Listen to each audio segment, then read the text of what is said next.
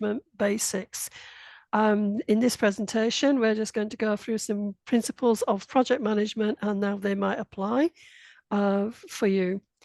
So let's get started. All right, so did you know about this? That only 30%, and I mean 30% of projects are completed on time and on budget.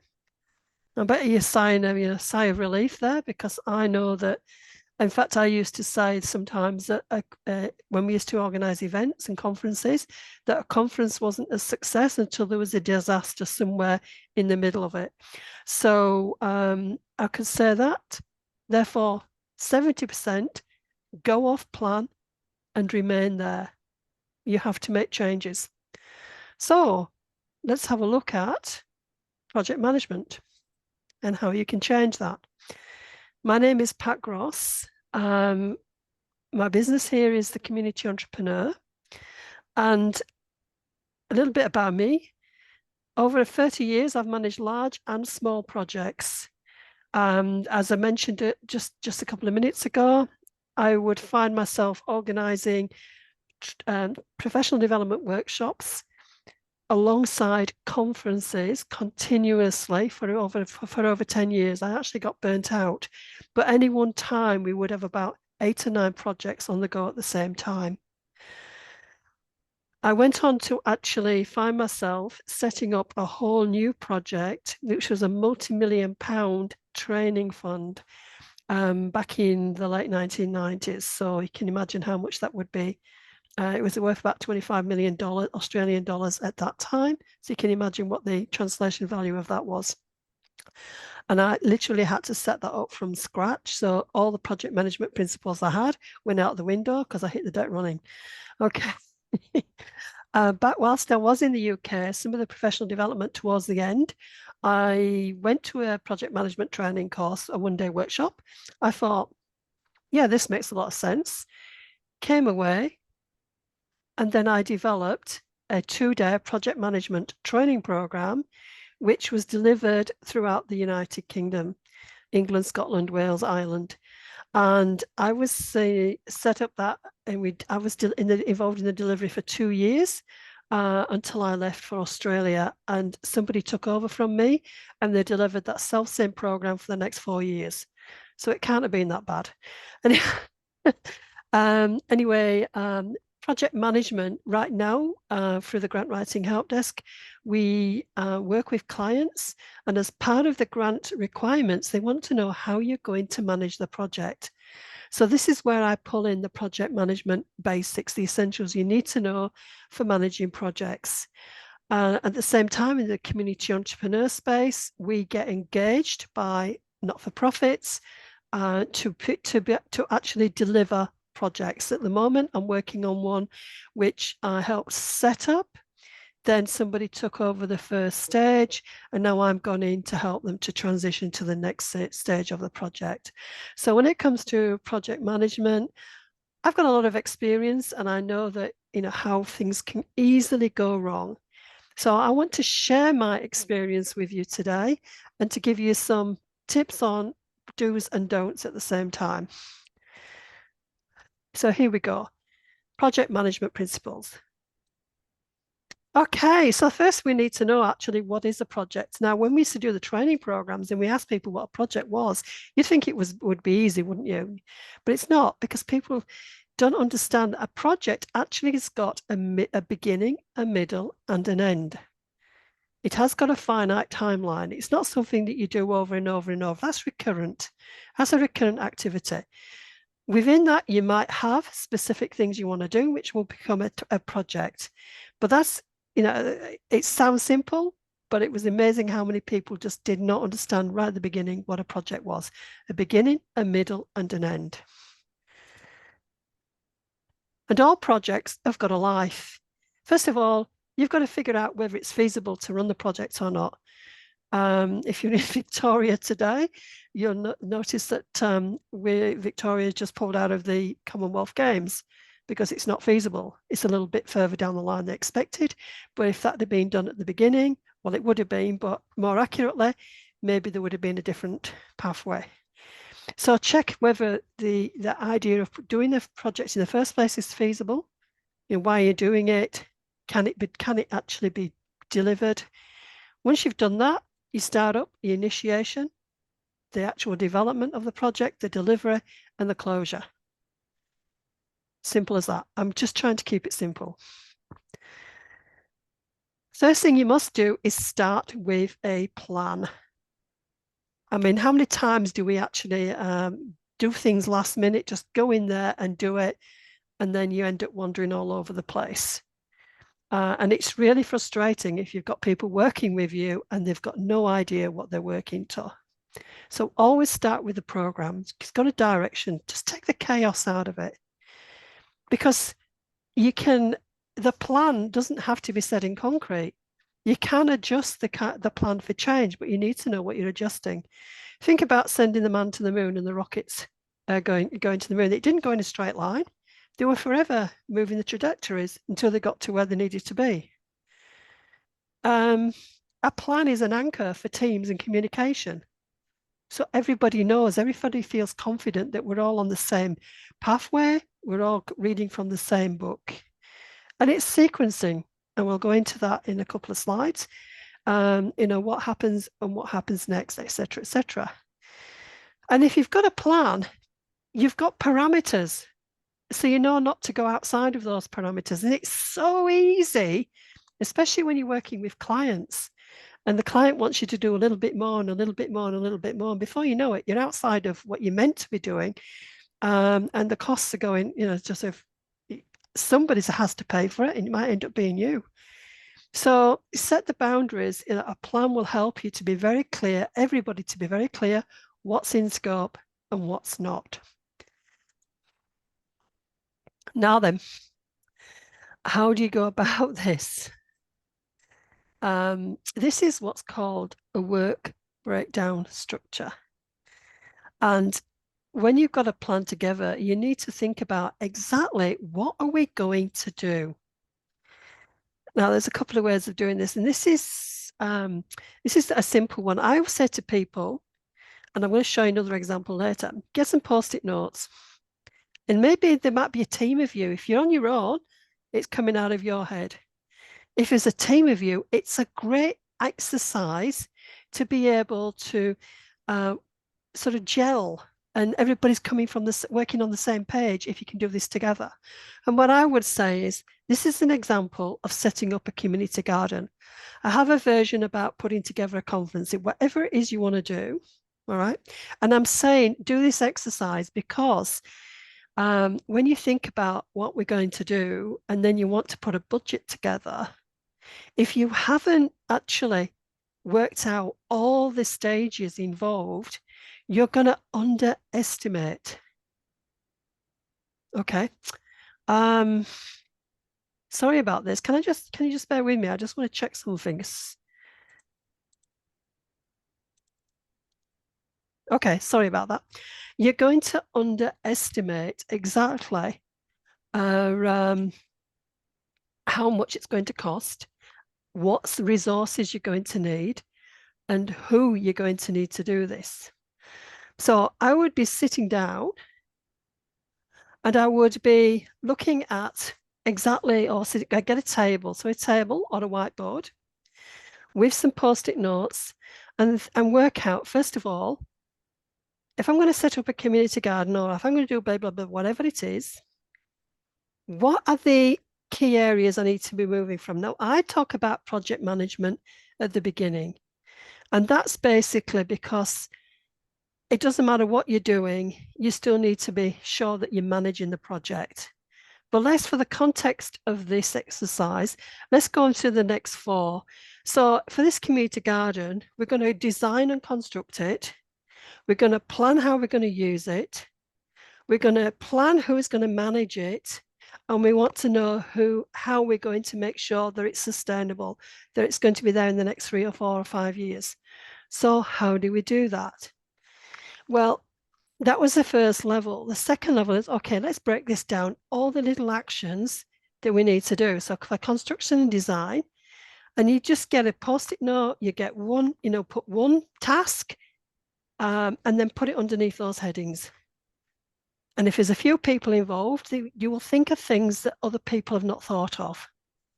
And that's good because that will help you then know exactly what's involved. So with this one, for construction, we said you're going to consult with community.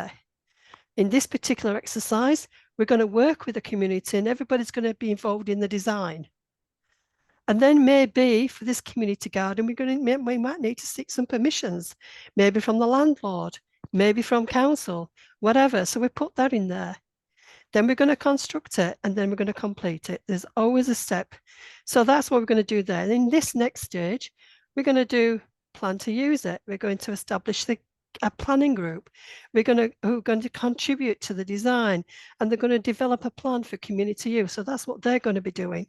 Then we've got the governance, who's going to be managing this. So what we're doing there is this is a simple work breakdown structure, for anything you're doing. So you break it down into headings, and then from each of those headings, you then do the flow chart. If you're a visual person, it would be quite easy to do. Okay. This is a document which is that we have, and we can, if you contact us, we'll give you a copy of the template. But this is what we use when we're submitting grant applications on behalf of our clients.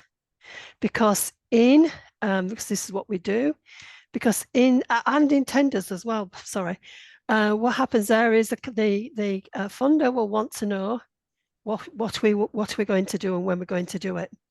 So we take that work breakdown structure and then we turn it into this chart.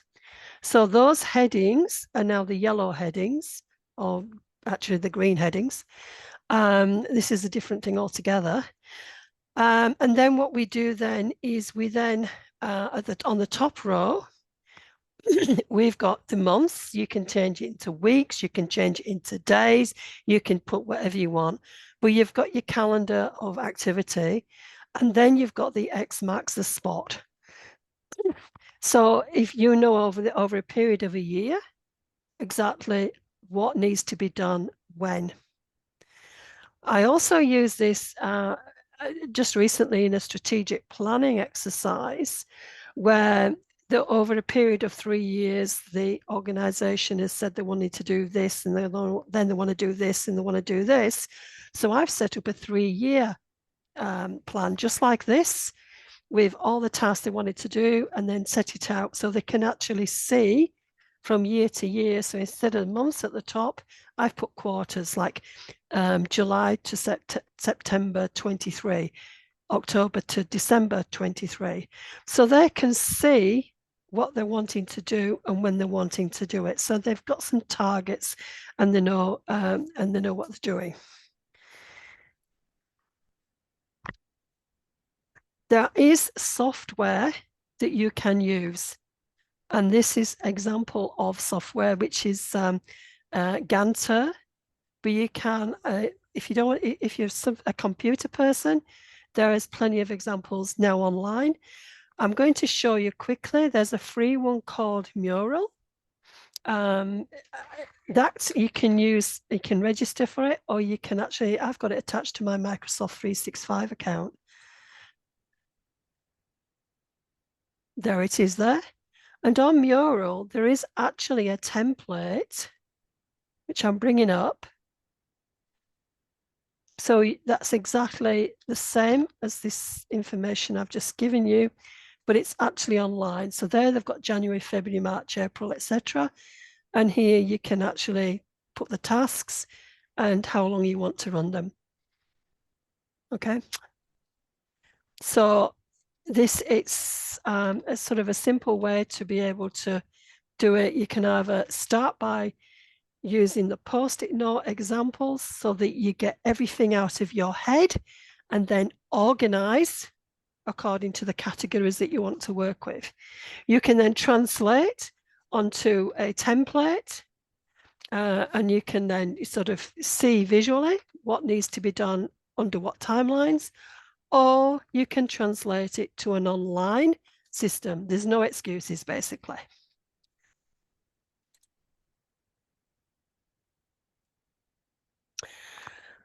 All right. So this is about what I've done there is about, how to plan and have a look to see what needs to be done when. In this next session, this is the bit I'm really passionate about because these are the principles that we don't think about and then we can come unstuck. For any project you're doing, whether it's organizational, there is a governance, I call governance and operations. Because if you're running a community project, for example, there is a responsibility at the top level. And that top level is your committee, is your board, and their accountability to wherever the funding is coming from. Because same with a business, you might be getting money from a bank or you might be the CEO at the top of the business. But there's somebody sponsoring at the top. And then there's the structure within the reporting. Who reports to who? If it's a larger project, for example, and accountability, there may be subcommittees within that board. And those subcommittees then report, straight to the board and through the decision making. Or you could be running projects with partners, and how does that work? And again, the legalities that a partner can be involved in decision making, but then may not be, they can't be actually involved in the ultimate decision making because that is responsibility of the organization that's got the funding. So it's where does it fit as a governance committee underneath the whole framework? It's how you sort of see your structure. Then you may have a project steering group, which might bring in some interested parties. So if you're a community group, for example, you might be bringing in somebody from a local council who's got a really interest in this. For instance, bushfire recovery. They may be really interested in this project steering group. Somebody from the health services or emergency services may be interested in this steering group. They can't make decisions, but they can actually make recommendations that will go up the line. Again, they're not the actual, the total responsibility. Underneath them, there will be the project manager. Now, the aside there, I've put the project's reference group, and that could be a community consultation process. It could be people that you know. It could be people who have got an interest in the topic that you're covering. They are a reference group only. What they say does not go as an instruction. It is only advice. So you'll have a project reference group there, which is an advisory group, as opposed to a steering group, which will lead into the decision making. There's a distinct difference there. And we have in our project management booklets, we've actually got draft terms of reference for each of those. And then that goes down to the project team and then other stakeholders to the side. Right, governance is important. Just recently, and I mean very recently, I came across a problem in governance in that there were too many chiefs at the top and the project manager got confused who they were reporting to the point that it caused a lot of problem and tension. So when you're running a project, be very, very clear about the boundaries of responsibilities and who is responsible for what. I can't say a lot about this issue because it's still going on at the moment. But the crux of the matter, when I looked into it for these people, was there was a confusion of too many chiefs. There was a funding body involved. There was the organization itself involved. There was an expert involved. There was a research organization involved. But the actual reporting mechanism should have gone straight to the organization that had got the funding, not the others around the periphery. So be very, very clear about the governance and operations before you actually, if you work, especially if you're working with a group of people or different entities. Here's another problem I've come across quite a few times, and that's the smoke signals or getting confused with the smoke signals. This is communication. I mentioned the governance channels. You have to be very clear. You have to be very clear what you're accountable for as a team. You have to be clear how you actually focus yourselves towards the public. I was involved in a project that was actually many years ago. that when I stepped into the role, it was not operating the way it should have been. There was lots of rumors around it. People said, why have you gone into that position? Well, to be honest with you, I'm contrary, so I went in anyway. And I found out that, we actually got through the situation. And that's because the front that we gave to the rest of the world, we sorted out the problem. But we had to fix the communication or the leakages of people's opinions that were getting out there into the wider world, which weren't necessarily true. You know what the rumor mill is like when it gets started? So that was one where we had to, really bring it in and let people know, the things they needed to hear, the things they wanted to hear, and the things that were really true and not the rumors. Internal reporting structures. Oh my goodness, I used to have to go in and sort out internal reporting structures, because you can always guarantee that somebody who's a staff member wants to go straight to the board. Nah, there is actually a structure you go through. So if things are not working, you need to have your grievance and all the rest of it, all the policies around it and processes very clear. That's your policies and procedures. One of the things I found with partnership projects is that because it wasn't a clear communication plan, is the lead agent would run off and do all the work and leave the other partners scratching their heads going, what went on here? So they thought they were doing so well, but they didn't realize they were leaving the partners behind because they were not communicating with them. And because they were not communicating with them, and it's a two-way communication process, there was a lot of grievance, a lot of resentment coming up. And the project did actually limp on to completion, but it didn't have the engagement of everybody to the fullest extent, simply because they didn't set up at the beginning a really good communication plan amongst the project partners themselves. Now, what can go wrong if the project isn't planned properly?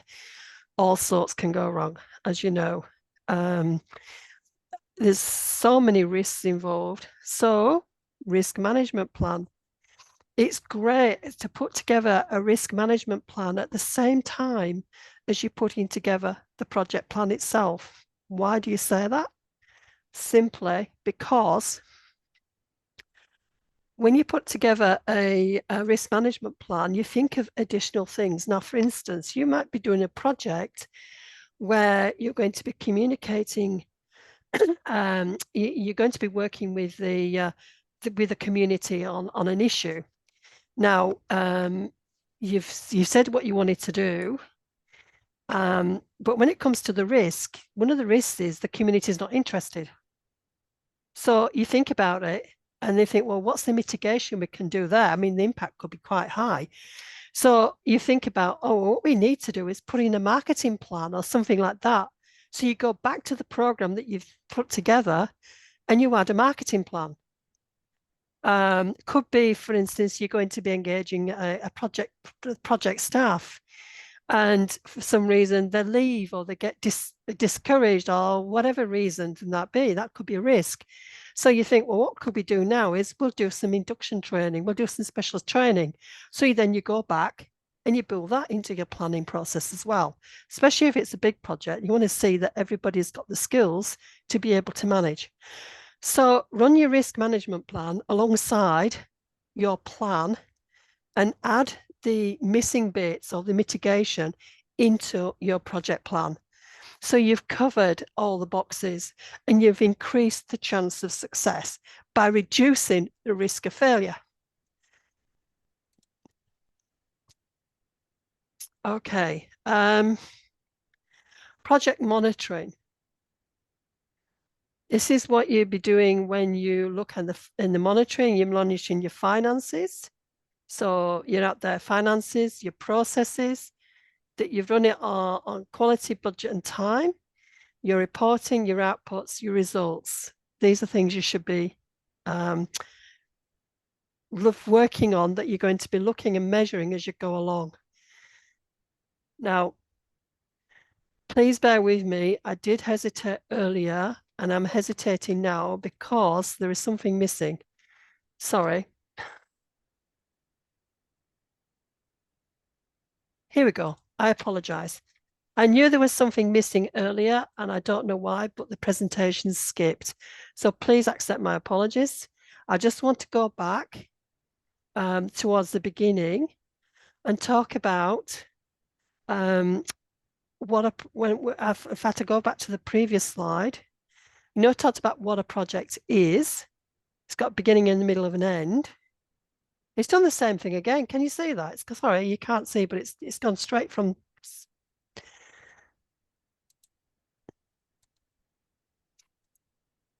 There is a problem with my system. Okay, I want to show you that a project, actually, the ideal project runs on time, on budget, and on specification. In other words, exactly as you wanted it to, you get the outputs that you wanted to get. Okay, so when you're putting your project together, also consider the time it's going to take to run each of those tasks. For each of those tasks, how long it's going to take. Also, as you see on this matrix here, who will be responsible? Who are the staff members that you will need in those tasks? I'm sorry it's gone backwards. It's a glitch in my system. So when you're putting a project together, it has to run.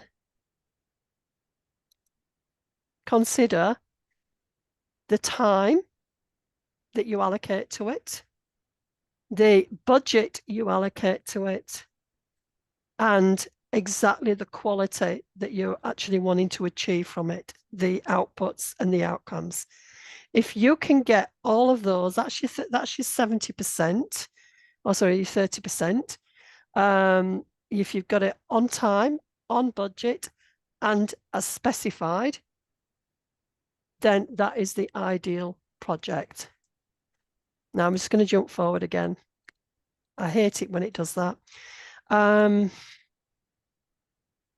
just been, before we were talking about monitor your project. So as you're going along, monitor your finances, monitor your resources.